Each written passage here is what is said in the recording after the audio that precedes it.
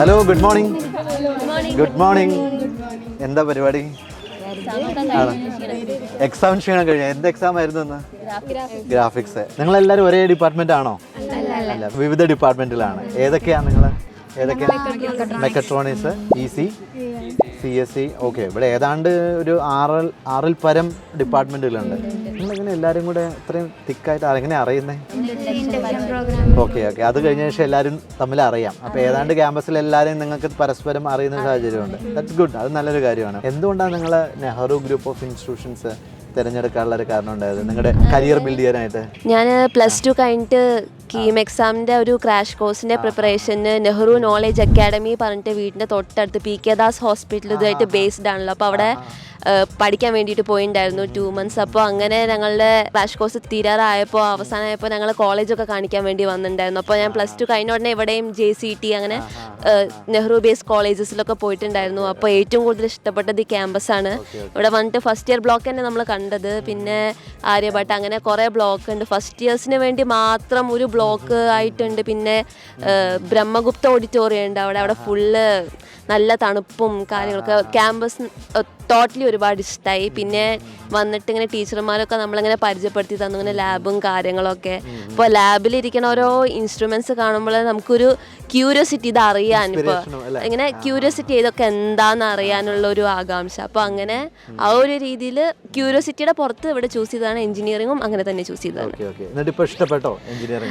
ബുദ്ധിമുട്ടാണെങ്കിലും പക്ഷേ ഇൻട്രസ്റ്റ് ആയിട്ട് പഠിക്കുമ്പോൾ ചില ടോപ്പിക്സ് ടഫായിട്ട് തോന്നിയെങ്കിലും ഇഷ്ടമുള്ള ടോപ്പിക്സ് അത്യാവശ്യമായിട്ട് പഠിക്കും. എഞ്ചിനീയറിംഗ് അല്ലെങ്കിൽ ഇച്ചിരി ടഫാണ്, അത് അറിയാമല്ലോ.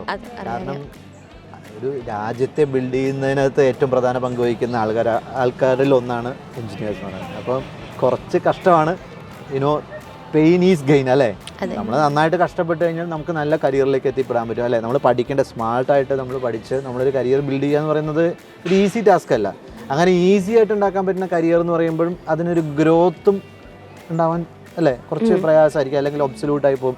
ഒരു എഞ്ചിനീയറിനെ സംബന്ധിച്ചിടത്തോളം അയാൾ റൈറ്റ് ആയിട്ടുള്ള ഒരു എക്സ്പീരിയൻസ് ഉണ്ടാക്കിയിട്ട് പോകണമെന്നുണ്ടെങ്കിൽ ഓരോ വർഷം കഴിയുമ്പോൾ അയാൾക്ക് കയറ്റം തന്നെയാണ് അല്ലേ? അതാണ് കരിയർ. ആ ഗ്രാഫ് കറക്റ്റ് മുകളിൽ കൊണ്ടുപോകാൻ പറ്റും. പക്ഷേ പല ജോലികളും അങ്ങനെയല്ല. അത് ഒരു സമയം കഴിയുമ്പോഴത്തേക്ക് അതിൻ്റെ ആ ഒരു വാല്യൂ കുറഞ്ഞ് ചിലപ്പോൾ നമുക്ക് പല കാരണങ്ങളുണ്ട് കുറഞ്ഞു പോകും. പക്ഷേ ഇവിടുത്തെ എക്സ്പീരിയൻസിന് വാല്യൂ ഉണ്ട്. എഞ്ചിനീയറിംഗ് അല്ലേ, അതൊരു പ്രധാനപ്പെട്ട അല്ലേ? ഇയാൾ എന്തുകൊണ്ടാണ് നെഹ്റു ഗ്രൂപ്പ് ഓഫ് ഇൻസ്റ്റിറ്റ്യൂഷൻ പ്രത്യേകിച്ച് എഞ്ചിനീയറിംഗ് എങ്ങനെ ചൂസ് ചെയ്തു, അല്ലെങ്കിൽ എങ്ങനെയാണ് ഇവിടെ എത്തിപ്പെട്ടത്, ഇവിടെ സെലക്ട് ചെയ്യാനുണ്ടായ കാരണം? ഇൻഡക്ഷൻ വന്നപ്പോൾ NSS ഇവിടെ ഉണ്ടെന്ന് പറഞ്ഞു, സീനിയേഴ്സ് ഒക്കെ എല്ലാവരും വന്ന് പറഞ്ഞു. അപ്പോൾ അവരുടെ വർക്കൊക്കെ സോഷ്യൽ മീഡിയ വഴി അറിഞ്ഞപ്പോൾ ഭയങ്കര ഒരു ഇൻഫ്ലുവൻസ് ആയി. കാരണം ഒരു ആക്റ്റീവ് ആയിട്ടുള്ള ഒരു സിറ്റിസണും കൂടി ആയി മാറാന്നുള്ളത് അല്ലേ? തീർച്ചയായിട്ടും എഞ്ചിനീയറിംഗിനകത്ത് അതും കൂടി കിട്ടുമ്പോൾ നമുക്ക് ഒരുപാട് സമൂഹത്തിനൊക്കെ അല്ലെ ഇറങ്ങി ചെന്ന് വർക്ക് ചെയ്യാനൊക്കെ ഉള്ള അത് NSSൽ പറ്റുന്നുണ്ട്. തീർച്ചയായിട്ടും വെരി ഗുഡ്. അപ്പോൾ എന്തായാലും NSS ഒരു പ്രധാനപ്പെട്ട ഒരുപാട് കോളേജിലുണ്ട്, പക്ഷേ ഇവിടെ ആക്റ്റീവായിട്ട് ഭയങ്കര സിൻസിയർ ആയിട്ട് നടത്തുന്നുണ്ട്. അപ്പോൾ അങ്ങനെയൊക്കെ മനസ്സിലാക്കിയപ്പോൾ ഓക്കെ. അപ്പോൾ ഇയാൾ എന്തുകൊണ്ടാണ് Nehru group of institution choose ചെയ്തേ? മെക്കട്രോണിക്സ് ഉള്ളതുകൊണ്ടാണ് മെയിനായിട്ട് എടുത്തത്. മെക്കട്രോണിക്സിലാണ് നിങ്ങൾ അല്ലേ? ഓക്കെ. അതായിട്ടാണ് മെയിനായിട്ട് എടുത്തത്. പിന്നെന്താ MBA ഗ്രാൻഡ്. മെക്കട്രോണിക്സും പല സ്ഥലങ്ങളിലും ഉണ്ടല്ലോ. നിങ്ങൾ എന്തുകൊണ്ടാണ് ഇവിടെ ചൂസ് ചെയ്തത്? MBA നാക് അക്രഡിറ്റേഷനും അത് സത്യത്തിൽ നിങ്ങളിത് അതൊക്കെ നോക്കി തന്നെയാണ്. Very good, I appreciate that. കാരണം എന്താണെന്ന് വെച്ച് കഴിഞ്ഞാൽ നാക്കും NBA എന്ന് പറഞ്ഞു കഴിഞ്ഞാൽ ഈ മേഖലത്തെ എല്ലാം ആയി അല്ലേ? MBA കിട്ടുമെന്ന് പറയുമ്പോൾ തന്നെ ദാറ്റ്സ് എന്താ പറയുക, ഇന്ന് ലോകത്തിൽ തന്നെ നിങ്ങൾക്ക് അതൊക്കെ അറിയുമോ ശരിക്കും? ഇവിടുന്ന് കുറേ സ്റ്റുഡൻസ് ഒക്കെ മെക്കട്രോണിക്സിന് പ്ലേസ്ഡ് ആയിരിക്കും. MBA ഉണ്ടെങ്കിൽ വേറൊരു ഗുണം കൂടി ഉണ്ട്. നമുക്ക് വിദേശത്തേക്കൊക്കെ പോകണമെന്നുണ്ടെങ്കിൽ പോകാൻ പറ്റും എന്നുള്ളത് ഇപ്പോൾ 4 വർഷത്തെ ഡിഗ്രി ആയതുകൊണ്ട് നിങ്ങൾക്ക് പോകാം. പക്ഷേ അതിനപ്പുറത്തേക്ക് പല സംഗതികളിലേക്കും നമുക്ക് എൻട്രൻസ് പോലും വേണ്ട. പല രാജ്യങ്ങളിലേക്ക് ഡയറക്റ്റ്ലി നിങ്ങൾക്ക് അവരുടെ ഈക്വലൻസി ഉണ്ട്. MBA അക്രഡിറ്റഡ് ആണെങ്കിൽ ദാറ്റ്സ് ഈക്വലൻ്റ് ആണെന്നുള്ള ആൾറെഡി ഇതാണ്. മറ്റ് പല സ്ഥലങ്ങളിൽ നമ്മൾ പലപ്പോഴും ഈക്വലൻസി സർട്ടിഫിക്കറ്റോ മറ്റല്ലെങ്കിൽ അവരുടെ ട്രാൻസ്ക്രിപ്റ്റ് അങ്ങനെ ഒരുപാട് സാധനങ്ങളൊക്കെ നമുക്ക് ആവശ്യമായിട്ട് വരും. ഇത് ഈസി നിങ്ങൾക്ക് എന്താ പറയുക അവിടുത്തെ അഡ്മിഷൻ പ്രവേശനത്തിനും ജോലിക്ക് പല രാജ്യങ്ങളിലും MBA അക്രഡിറ്റഡ് ആയിട്ടുള്ള പ്രോഗ്രാംസേ വാല്യൂ ചെയ്യുന്നുള്ളൂ. അങ്ങനെ അത് അറിഞ്ഞു തന്നെ എടുത്തുമല്ലേ? Very good, I appreciate. പിന്നെ ഇവിടെ വന്നതിന് ശേഷമുള്ള ജേർണി എങ്ങനെയായിരുന്നു? ഞങ്ങൾ 3 പേരേ ഉള്ളൂ ക്ലാസ്സിൽ ഗേൾസ് ആയിട്ട്. ഓക്കെ, മെക്കട്രോണിക്സിൽ. ഓക്കെ, ആ പെൺകുട്ടികളും ഉണ്ട് അല്ലേ മെക്കട്രോണിക്സ്? ഒരു 3rd ഇയറിൽ മാത്രമേ ഉള്ളൂ. ഇഷ്ടം പോലെ അതായത് മെക്കട്രോണിക്സിന്റെ വർക്ക്ഷോപ്പുകളൊക്കെ ലാബ്സും ഒക്കെ. അതെല്ലാം ഏറ്റവും ബെസ്റ്റായിട്ട് നമ്മുടെ സ്കില്ല് ഡെവലപ്പ് ചെയ്യാം. ഒരു ശരിക്കും ഒരു എക്സ്പോഷർ ഉണ്ട് അല്ലേ അങ്ങനത്തെ കാര്യങ്ങൾ. ഓ വെരി ഗുഡ്. അതൊക്കെ ഒരു എന്താ പറയുക എളുപ്പമുള്ളൊരു കാര്യമല്ല. എനിക്ക് തോന്നുന്നു മെക്കട്രോണിക്സിൽ ഏറ്റവും ഭംഗിയായിട്ട് നടത്തുന്ന ഒരു കോഴ്സ് നടത്തുന്ന സ്ഥാപനത്തിലാണ് നിങ്ങളുള്ളത്. You agree? യെസ്. നിങ്ങളുടെയൊക്കെ എങ്ങനെ നെഹ്റുവിലേക്കുള്ള ഒരു ജേണി എങ്ങനെയാണ് ഇവിടെ എത്തിപ്പെട്ടത്? ഇവിടെ ക്ലാസ് ഉണ്ടായിരുന്ന സമയത്ത് സ്കൂളിൽ പഠിക്കുന്ന സമയത്ത് ഇവിടെ ഒരു ടെക് ഫെസ്റ്റ് ഉണ്ട് കൊണ്ട് കൊണ്ടുവന്നിട്ടുണ്ടായിരുന്നു NCG എന്ന് പറഞ്ഞിട്ട്. അപ്പോൾ ഇവിടെ വന്ന് കുറേ പ്രൊജക്ട്സും സംഭവങ്ങളൊക്കെ കണ്ടപ്പോൾ അപ്പോൾ ചെറുതായിരുന്നു, ഒന്നും കാര്യമായിട്ട് അറിയില്ല. പക്ഷെ എന്നാൽ അപ്പോൾ വരുന്നൊരു ക്യൂരിയോസിറ്റി, എങ്ങനെയാണ് ഇത് ഉണ്ടാക്കുന്നത്, അതേപോലെ ഒരു റോബോട്ടിക്സ് അത് ഇതൊക്കെ എങ്ങനെയാണ് ഉണ്ടാക്കുന്നത്. അപ്പോൾ അന്ന് കണ്ടിട്ട് തോന്നിയൊരു ക്യൂരിയോസിറ്റിയും ഇൻട്രസ്റ്റും അതൊക്കെ നോക്കിയിട്ടാണ് പിന്നെ വന്ന് ചേർന്നത്. EC ഡിപ്പാർട്ട്മെൻറ്റിനാണ് എടുത്ത് ചേർന്നത്. അപ്പോൾ ഒരു ഇലക്ട്രോണിക്സ് അതുമായിട്ടുള്ള ഒരു ഇൻട്രസ്റ്റ് സംഭവം കാരണം ചേർന്നു. ഈ പ്രോജക്റ്റിൽ അന്ന് എന്തെങ്കിലും പങ്കെടുക്കുക എന്തെങ്കിലും? ഇല്ല, അന്ന് ജസ്റ്റ് ഇവിടുത്തെ വിസിറ്റ് ചെയ്ത് ഇവിടെയുള്ള ആൾക്കാർ അത് എക്സ്പ്ലെയിൻ ചെയ്യും എങ്ങനെയാണ് അപ്പോഴത്തെ വർക്കിംഗ്, അതിൻ്റെ അപ്ലിക്കേഷൻ. അപ്പോൾ കണ്ടൊരു ഇൻട്രസ്റ്റും സംഭവം വിഷയം ചേർന്നു. പിന്നെ അവിടെ വന്ന് കോളേജൊക്കെ അന്വേഷിച്ചു ചേർന്നു. അപ്പോൾ നമ്മൾ അഡ്മിഷൻ എടുക്കാൻ വന്ന സമയത്ത് സ്റ്റാഫിൻ്റെയും അവരെയൊക്കെ ഒരു പെരുമാറ്റമൊക്കെ അടിപൊളിയായിരുന്നു. അപ്പോൾ അങ്ങനെ ഒന്ന് ജോയിൻ ചെയ്തു. Very good, very good. നിങ്ങൾക്ക് ഇവരോടും ചോദിക്കാം, നിങ്ങൾ എങ്ങനെയാണ് ഇവിടുത്തെ ഈ ക്യാമ്പസിലേക്ക് എത്തിപ്പെട്ടെ? ഞാൻ എത്തിപ്പെട്ട മീൻസ് എൻ്റെ ഒരു ചേട്ടൻ കസിൻ IBM-ൽ ട്രിവാൻഡ്രം വർക്ക് ചെയ്യുന്നുണ്ട്. ആളിവിടെ ഇവിടെ പഠിച്ചിറങ്ങിയിട്ട് ജോലി കിട്ടിയതാണ്. അതെ. അപ്പോൾ ആള് പറഞ്ഞ നല്ല കോളേജാണ്, എല്ലാം കൊണ്ട് അടിപൊളിയാ. അപ്പോൾ ഇവിടെ ഒന്ന് ചെയ്തു. ഓക്കെ. പിന്നെ അന്ന് ക്യാമ്പസ് ഒക്കെ കണ്ടായിരുന്നോ? എക്സാം എഴുതാൻ വന്നിട്ടുണ്ടായിരുന്നു ഒരു വട്ടം. ഓക്കെ. എന്നിട്ട് കണ്ടു, ഇഷ്ടപ്പെട്ടു. എങ്ങനെയുണ്ട് കോളേജ്? കോളേജ് കുഴപ്പമില്ല, നല്ല കോളേജാണ്, ഇഷ്ടപ്പെട്ടു. Okay okay okay. ഇയാളെങ്ങനെ ഇവിടെ എത്തിപ്പെട്ടു? ഇവിടുത്തെ ഒരു ജേണി എങ്ങനെയായിരുന്നു? One of my uncles refer ചെയ്തതാണ്. അവൻ്റെയും ഡോട്ടർ ഇവിടെ തന്നെ എന്താ പറയുക പഠിച്ചതായിരുന്നു, ഇവിടെ തന്നെ പാസ് ഔട്ട് തന്നെയാണ്. അപ്പോൾ അവർക്കും പറഞ്ഞു നല്ല നെഹ്റു എന്ന് പറയുന്ന നല്ലൊരു കോളേജ്, നല്ല അറ്റ്മോസ്ഫിയർ ആണ് ഒക്കെ പറഞ്ഞപ്പോൾ അപ്പം ഞാനും ഓക്കെ ഒരു ബെസ്റ്റ് കരിയർ ഡെവലപ്പ് ചെയ്യാന്നുള്ള ഒരു കോൺഫിഡൻസ്. അതെ അതെ തീർച്ചയായിട്ടും. ഇയാളോ? എൻ്റെ അച്ഛൻ്റെ ഒരു ഫ്രണ്ട് റെക്കമെൻഡ് ചെയ്തതാണ് ഇവിടെ. അപ്പോൾ ഇവിടെ നന്നായി പഠിപ്പിക്കും എല്ലാം, അല്ലാതെ ഫ്യൂച്ചറും ഓക്കെ. നമ്മുടെ ഒരു ഫ്യൂച്ചർ നമ്മൾ ആഗ്രഹിക്കുന്ന പോലെ ഉണ്ടാക്കിയെടുക്കാൻ പറ്റുന്ന ഒരു സ്ഥലമാണെന്നുള്ള. അപ്പോൾ പിന്നെ അങ്ങനെ വന്നതാണ്. Okay okay, very good. ഇയാളെങ്ങനെയായിരുന്നു ജേണി? എൻ്റെ ഗ്രാൻഡ് പാരൻസ് റെക്കമെൻഡ് ചെയ്തതായിരുന്നു. വീടിൻ്റെ അടുത്തുമാണ്, പിന്നെ നല്ല കോളേജാണ് കേട്ടിട്ടുമുണ്ട്, അതുകൊണ്ട് പറഞ്ഞു ഇവിടെ നോക്കാമെന്ന്. Very good, very good. ഇയാൾ എങ്ങനെയാണ് നെഹ്റു കോളേജിൽ എത്തിപ്പെട്ടത്? ആക്ച്വലി എൻ്റെ സിസ്റ്റർ റെഫർ ചെയ്തതായിരുന്നു. കാരണം ചേച്ചി ഇവിടുന്ന് പാസ് ഔട്ടായി പ്ലേസ്മെൻറ്റ് കിട്ടിയതാണ്. പിന്നെ ഒരു റീസൺ പറയണത് ഇവിടെ NCC ഭയങ്കര സ്ട്രോങ് ആണ്. അപ്പോൾ എൻജിനീയറിംഗ് കോളേജസിൽ NCC പറയണത് ലൈക്ക് വെരി ഫ്യൂ ആണ്. അപ്പോൾ ഇതിൽ ഇവിടെ വന്ന് NCCയുടെ സെലക്ഷൻ വന്നപ്പോൾ ഞാൻ ചേർന്നു. ഫസ്റ്റ് കിട്ടിയില്ലെങ്കിലും പിന്നെ സ്ലോട്ട് വന്നപ്പോൾ കയറിയിട്ട് ചേർന്നു. പിന്നെ NCCയുടെ എക്സ്പീരിയൻസ് ഭയങ്കര ഡിഫറെൻ്റ് ആയിരുന്നു. കാരണം ഭയങ്കര ടഫാണ്. കാരണം നോർമലി ഉള്ള ഒരു പേഴ്സൺ NCC എന്ന് പറയുമ്പോൾ അക്സെപ്റ്റ് ചെയ്യാൻ ഭയങ്കര ബുദ്ധിമുട്ടാണ്. നമ്മൾ അത്രയും വിൽ പവർ വേണം അതിന് നിൽക്കാൻ. ഒരു ആർമി ബേസ്ഡ് ട്രെയിനിങ്ങിൻ്റെ ഒരു ചെറിയ പോർഷൻ വേണമെങ്കിൽ തന്നെ ഇവിടുത്തെ NCC എന്ന് പറയാം. അത് മെയിനായിട്ട് എനിക്ക് ആർമിയിൽ താല്പര്യമുള്ളത് കൊണ്ടും ഇപ്പോൾ NCC ഇവിടെ ഉണ്ടെന്ന് അറിഞ്ഞത് കൊണ്ടും ആണ് ഞാൻ മെയിനായിട്ട് ഇവിടെ ജോയിൻ ചെയ്തത്. പിന്നെ ചേച്ചി നല്ല കോളേജാന്ന് റെഫർ ചെയ്തു. എല്ലാ കാര്യം കൊണ്ടും കോളേജ് അറ്റ്മോസ്ഫിയർ ആയാലും എല്ലാം എനിക്കിഷ്ടമായി. എൻ്റെ ഡിപ്പാർട്ട്മെൻറ്റ് AI ആണ്. ഇപ്പോൾ AI ഉള്ള കോളേജസ് കുറവാണ്. അപ്പോൾ ഇവിടെ AI അന്വേഷിച്ചപ്പോഴും നല്ല സ്കോപ്പ് ഉണ്ട്, കാര്യങ്ങളുണ്ട്. എല്ലാം കൂടി നോക്കിയപ്പോൾ ഇഷ്ടമായി കോളേജ്. അപ്പോൾ ഈ NCCയുടെ ഒരു പ്രത്യേകത എന്ന് പറഞ്ഞാലും ഇപ്പോൾ നമുക്ക് ഒരു സേനയിലേക്ക് കയറുക, അതിനൊക്കെ അപ്പുറത്തേക്ക് ഒരു ആക്റ്റീവ് ആയിട്ടുള്ള ഒരു സിറ്റിസൺ ആവുക എന്നുള്ള NSS പോലെ തന്നെ, അതുപോലെ തന്നെ നമുക്കൊരു ഡിസിപ്ലിൻഡ് ആയിട്ടുള്ള ഒരു ലൈഫ് കിട്ടാനൊക്കെ വളരെ സഹായിക്കും. മാത്രമല്ല ഈ യൂണിവേഴ്സിറ്റി എൻട്രി സ്കീമിലൊക്കെ പോകുമ്പോൾ വെയിറ്റേജ് ഉണ്ട് NCCയിലെ ആളുകൾക്ക്. അതേപോലെ സേനയിലേക്ക് തന്നെ മറ്റ് പല രീതിയിലേക്കും ഇവർ പോകുമ്പോൾ അതിനൊരു എന്താണ് പറയുക, ഇവിടുത്തെ കിട്ടുന്ന സർട്ടിഫിക്കറ്റ് C സർട്ടിഫിക്കറ്റ് ആണല്ലോ ഇവിടെ കിട്ടുന്നത്. അതിന് വെച്ച് നമുക്ക് പലതരത്തിൽ കയറാം. അപ്പോൾ ഇയാളുടെ ആ ഒരു ആഗ്രഹം ശരിക്കും പ്ലാൻഡ് ആണ് അല്ലേ? അപ്പോൾ ഓൾ ദ ബെസ്റ്റ്. ഇയാൾ എങ്ങനെ ഇവിടെ എത്തിപ്പെട്ടെ? ഞാൻ എൻ്റെ കസിൻ ചേച്ചി റെക്കമെൻഡ് ചെയ്തിട്ടാണ്. ചേച്ചി ഇപ്പോൾ ഓസ്ട്രേലിയയിൽ വർക്കിംഗ് ആണ്. അപ്പോൾ ഇവിടുത്തെ പ്ലേസ്മെന്റ് ഒക്കെ ഉണ്ടെന്ന് ചേച്ചി റെക്കമെൻഡ് ചെയ്തുകൊണ്ട് പ്ലേസ്മെന്റ് എല്ലാം അടിപൊളിയായതുകൊണ്ട് നല്ല സ്ഥലങ്ങളിൽ കിട്ടുന്നുണ്ട് അവർ പറഞ്ഞു അല്ലേ? അതെ. Okay okay. എന്നിട്ട് മൊത്തത്തിൽ ക്യാമ്പസ് ഇഷ്ടപ്പെട്ടോ? അതിനുശേഷം ഇവിടെ വന്ന് അന്വേഷിച്ചു, ക്യാമ്പസ് ഒക്കെ കണ്ടു. അപ്പോൾ മൊത്തത്തിൽ അടിപൊളിയുണ്ട് ഇവിടെ ചേർന്ന്. അപ്പോൾ എന്താ ഇത്രയും ഒരു ക്യാമ്പസ് ഇങ്ങനെ ലൈവായിട്ട് നിൽക്കാനുള്ള കാരണം എന്ന് പറയുന്നത്? സാർ അത് കുറേ കാരണങ്ങളുണ്ട്.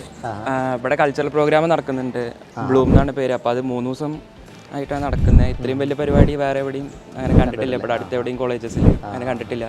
പിന്നെ ടെക് ഫെസ്റ്റ് ആയാലും കൾച്ചറൽ ഫെസ്റ്റ് ആയാലും നല്ല അടിപൊളിയായിട്ട് നടത്തുന്നുണ്ട്. എഞ്ചിനീയറിംഗ് കോളേജ് മാത്രമല്ല, ഫാർമസി, ലോ, JCT അങ്ങനെ institution, Nehru group of institutions എല്ലാവരും പാടെ നടത്തുന്ന ഒരു പരിപാടിയാണ്. ഹ്യൂജ് പരിപാടിയാണ്. അപ്പോൾ അതിൽ അത്യാവശ്യം പരിപാടികൾ പാർട്ടിസിപ്പേറ്റ് ചെയ്തിട്ട് അതിൻ്റെ കർട്ടൻ റേസർ ഉണ്ട്. അപ്പോൾ അപ്പോഴാണ് നമ്മൾ സീനിയേഴ്സ് ആയാലും നമ്മളെല്ലാം ഡിപ്പാർട്ട്മെൻ്റ് ആയിട്ടും സീനിയേഴ്സ് ആയാലും ജൂനിയേഴ്സ് ആയിട്ടും അവർക്ക് നല്ല കമ്പനി ആവണത് നമ്മൾ അപ്പോഴാണ്. അപ്പോൾ ആ 3 ഡേയ്സിൻ്റെ പ്രിപ്പറേഷൻ ഈ 3 ദിവസത്തിലെ പരിപാടിനെക്കാട്ടും അടിപൊളിയാണ്. അതെല്ലാവരുമായിട്ടും നമ്മളിപ്പോൾ ടി വിയിൽ കാണുന്ന പോലെ ഇത്രയും നല്ല വലിയ പ്രോഗ്രാംസ് ഒക്കെ നടക്കണോ, അത് ശരിക്കും ഒരു ഫസ്റ്റ് ഇയറിൽ തന്നെ ഇങ്ങനെ കാണാൻ പറ്റുക പറഞ്ഞാൽ ഒരു എന്താ പറയുക, ശരിക്കും എൻജോയ് ചെയ്തു ഞങ്ങൾ.